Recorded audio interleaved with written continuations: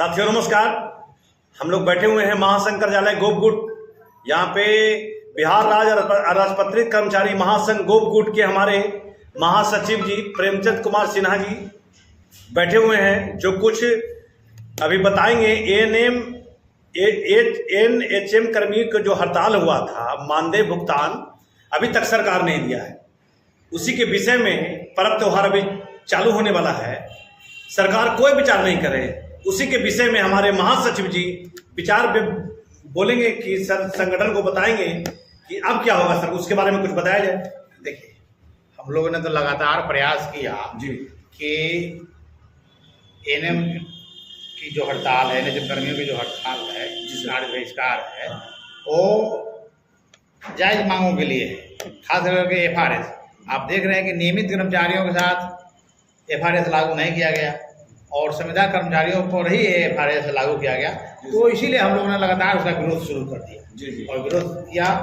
सरकार से आश्वासन भी मिलते रहा, कई बार बातचीत किया गया, लेकिन सरकार वादा करने के बाद मुकर जा रही है, मुकर गई। उसके बाद हम लोगों ने लगातार प्रयास किया, पत्र दिया।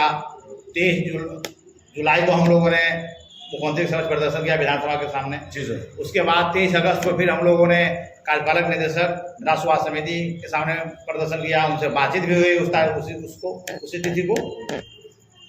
उसके बाद उनके द्वारा आश्वासन दिया गया कि नहीं, हम ठीक है, इसको हम करेंगे, टाइम 2 घंटा कम कर देंगे। अभी तो कोई आदेश नहीं निकला। इसके बाद फिर हम लोग 3 सितंबर को स्वास्थ्य मंत्री मंगल पांडे जी से भी बातचीत हुई। मंगल पांडे जी के द्वारा कहा गया, उस समय भी, उस दिन भी ईडी साहब के यहाँ कहा गया कि हम इसको आदेश 2-4 दिन के अंदर में निकलवा देते हैं। जी, लेकिन अभी तक नहीं निकला है। इसके बाद हम लोगों ने 22 सितंबर को हम लोगों ने पुनः जो है एक पटना में बड़ा एक कार्यक्रम किया और मुख्यमंत्री स्वास्थ्य मंत्री का हम लोगों ने पुतला दहन करते हुए सरकार से आपको चेताया, आगाह किया कि आप हमारी बातों को सुनिए, नहीं तो आने वाले दिनों में और बड़ा आंदोलन की हम तैयारी करेंगे। इसके साथ साथ हम लोगों ने फिर सरकार को पत्र लिखा जी कि दुर्गा पूजा आ रहा है, दुर्गा पूजा नज़दीक है, इसलिए इन कर्मचारियों को वेतन दिया जाए। लेकिन सरकार नहीं सुन रही थी। फिर हम लोगों ने दुर्गा पूजा के बाद अभी हम लोग भाकपा माले के विधायक सतदेव राम जी के द्वारा ये पत्र चीफ सेक्रेटरी को लिखा गया जी सर, इस संबंध में जी। और लिखा गया है और कहा गया है कि ये जो जनहित में इस मामले को निष्पादित किया जाए और इनका जो जेन्युइन मांग है, इनकी मांग को पूरा किया जाए और इनका जो वेतन जो बकाया रखा हुआ है भुगतान किया जाए। और यह कोई बिहार में पहली बार हड़ताल नहीं है। हम लोगों ने बिहार राज्य अराजपत्रित कर्मचारी महासंघ गोपगुट के माध्यम से दर्जनों हड़ताल बिहार में हुआ है और हड़ताल हुआ है और उस हड़ताल अवधि का ही वेतन लिया गया है। आप देखे होंगे 2009 और 10 की हड़ताल में नीतीश कुमार जी जब मुख्यमंत्री बने बिहार में 2005 नवंबर में, तो सुशासन और न्याय के नाम पर सरकार चल रही थी, लेकिन वास्तव में नहीं था। और जो 6ठा वेतन आयोग की अनुशंसा को लागू करना था, 6ठा वेतन केंद्रीय वेतनमान की अनुशंसाओं को लागू करना था, जिसे लागू करने में आनाकानी कर रहे थे। तो हम लोगों ने 9 में हड़ताल किया। इनको लगा गया सुशासन के खिलाफ एक कर्मचारी एक रोड का आंदोलन कर दिया। इन्होंने 9 में हम लोगों ने 37 दिन का हड़ताल किया और इस हड़ताल को जो है अवधि का वेतन जब्त कर लिया। हम लोगों ने कहा कि इसे हड़ताल अवधि का वेतन जब्त किया है तो फिर हम लोग हड़ताल करेंगे और उसे लगभग दोगुना कहिए 59 दिन तक हड़ताल चला जी। और जब 59 दिन का हड़ताल चला उसका भी वेतन जब्त हो गया। मतलब मिला कर कुल 90 दिन से ज़्यादा, 3 महीने से ज़्यादा का वेतन हम लोग को जब्त हो गया। फिर सरकार को हम लोगों ने ऐलान किया कि हम लोग छोड़ेंगे नहीं, हम अपना वेतन अपना भत्ता लेकर कर रहेंगे। हम लोगों ने धारावाहिक बिहार में आंदोलन किया और आंदोलन के बल पर 2014 में वही नीतीश सरकार थी जो हम लोग को 3 महीना से अधिक का वेतन रोक दिया था हड़ताल अवधि का, उसको सरकार हमको वेतन को रिलीज किया 14 के चुनाव, लोकसभा चुनाव से पहले। तो इस तरह से सरकार यह राजनीतिक निर्णय जो है महिला कर्मियों के साथ नहीं ले। महिला कर्मी की बात करते हैं, महिला सशक्तिकरण की बात करने वाली सरकार है और महिला कर्मियों के साथ बहुत बड़े पैमाने पर जो है उनके साथ धोखाधड़ी हो रही है, उनको झांसा दिया जा रहा है, उनके श्रम का शोषण किया जा रहा है। यह जो है नहीं चलेगा और महिला कर्मियों के साथ सद्भाव अपनाया जाए और उनको जो है हड़ताल अवधि का वेतन दिया जाए। आज के हिंदुस्तान पेपर में छपा है जी सर, आप देखे होंगे कि मतलब कर्मचारियों को एक तो बोनस नहीं मिल रहा है, केंद्रीय कर्मचारी रेलवे कर्मचारियों को बोनस की घोषणा हो गया, बिहार सरकार के कर्मचारियों को बोनस भी नहीं मिल रहा है, और इनका 77 दिन का वेतन जब्त है। तो ऐसे में दीपावली, छठ जो आने वाला पर्व है, भैया दूज है, चित्रगुप्त पूजा है, तो इसमें कैसे होगा, काम चलेगा? सभी महिला कर्मचारी होंगे, बाल बच्चों को दीपावली मनाना है, छठ पूजा मनाना है।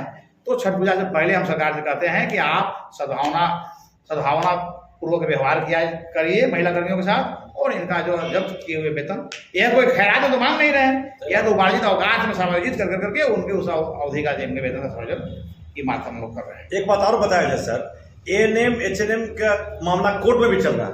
देखिए, कोर्ट में मामला 2018 के नियमावली को लेकर करके है और 22 के नियमावली को लेकर करके। 18 के नियमावली के अनुसार था कि इनको हम जो नंबर है, अनुभव के आधार पर इनको जो है हम लोग काउंसलिंग करेंगे और इनको नौकरी करेंगे, परमानेंट देंगे। तो वैकेंसी निकला 2022 में, और वैकेंसी निकलने के बाद ये लोग जब पूरा प्रक्रिया पूरा हो गया, लगभग पूरा हो गया, डेट भी तय लगभग हो गया था, और काउंसलिंग के लिए स्थान के लिए भी चिट्ठी निकल गया था कि स्थान फलाना जगह होगा। लेकिन सरकार अचानक जो है एक नया नियमावली ले आया और कहा कि नहीं, अब वो नियमावली से नहीं चलेगा, आप पुनः परीक्षा लेकर के नौकरी देंगे। तो भारी आक्रोश हुआ कर्मचारियों में, ANM में भारी आक्रोश हुआ। एक हमारे नौकरी आ रहा था हाथ में, और ये परीक्षा के नाम पर फिर परेशान करेंगे। जो वर्षों से 10 साल से, 12 साल से, 15 साल से नौकरी कर रही है, अब उसमें फिर परीक्षा लेकर करके नौकरी देने की कोई औचित्य नहीं है। सरकार नियम बनाए हुए हैं, वेटेज देने का सब कुछ प्रावधान बना हुआ है, तो उसके अनुसार इनको नौकरी मिले। तो इसलिए ये लोगों ने सुप्रीम हाईकोर्ट का दरवाजा खटखटाया, हाईकोर्ट में न्याय मांगा, हाईकोर्ट ने न्याय दिया। यह सरकार सुशासन और न्याय की बात करती है, तो इनको तुरंत हाईकोर्ट के आदेश का पालन करना चाहिए था। जी सर। लेकिन सरकार फिर LPA में चली गई, और LPA में भी फिर जो है हम लोगों ने जीत हासिल किया। हमारे जो ANM बहने हैं, अपने संघर्ष के बदौलत, अपने एकजुटता के बदौलत, वो हाईकोर्ट में भी जीत गए, डबल बेंच में।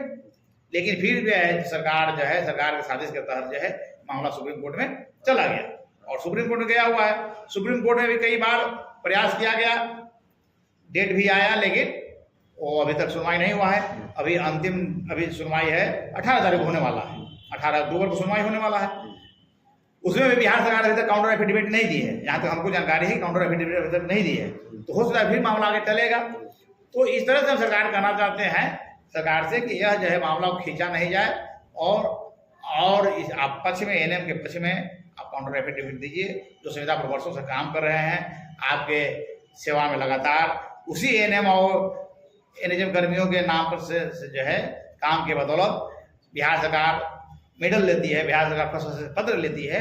तो ऐसे हम सरकार से अनुरोध करना चाहेंगे कि आप NHM कर्मियों को जो कार्य बहिष्कार अवधि का है उसको वेतन भी दे दीजिए, और इनके से सहानुभूति पर विचार रखते हुए इनके जो FRS सिस्टम है उसको वापस हटा कीजिए, और इनको समान काम के लिए समान वेतन देते हुए अस्थायी नियुक्ति के जो मामला चल रहा 10,709 पद पर जो वैकेंसी है, इस पद पर भी जो है इनको काउंसलिंग के आधार पर 2018 के नियमावली के तहत जो है इनकी नौकरी स्थायी करें।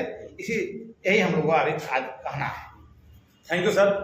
हम भी अपना संगठन की तरफ से, बिहार राज्य अर्थमंत्री कर्मचारी महासंघ गोपगुट की तरफ से सभी बहनों को, ANM तथा NHM कर्मी को मानदेय भुगतान के लिए हमारे महासचिव जी जोर लगा रहे हैं। किसी भी तरह करके छठ पूजा के पहले भुगतान हो जाएगी।